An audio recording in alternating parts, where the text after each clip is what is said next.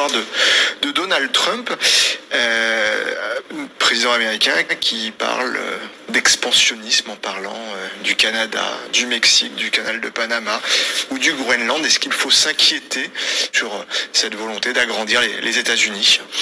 Le fait que la politique cesse d'être une affaire sérieuse est déjà un élément d'inquiétude. Ce que l'on constate à travers ces propos, et peut-être demain,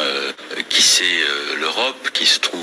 elle-même très fortement attaquée de façon agressive lorsque Elon Musk demande destitution du Premier ministre britannique qui vient d'être élu,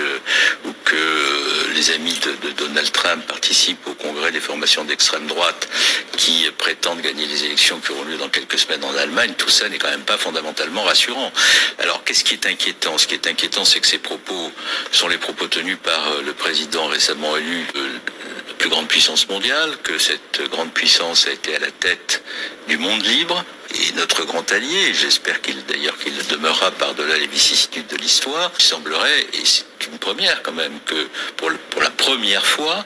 et de façon plus assumée qu'à l'occasion de son premier mandat,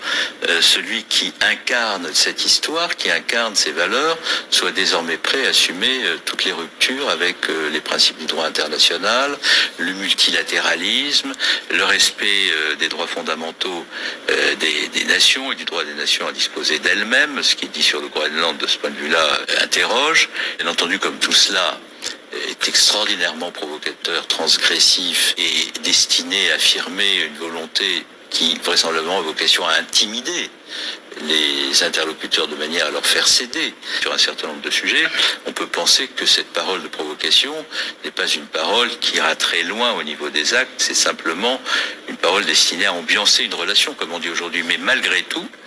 cela est inquiétant, et si nous ne sommes pas capables d'unir nos forces et de dire comment nous allons défendre nos intérêts, de marquer notre détermination à bien les défendre, ces intérêts, alors les choses pourraient aller plus loin. Il intimide à l'étranger, il intimide aussi en interne aux États-Unis, puisque aujourd'hui il a décidé de bannir les personnes trans de l'armée. Il a dit que lui, il voulait que les États-Unis ne reconnaissent que deux sexes, masculin et féminin. Est-ce qu'un jour on peut imaginer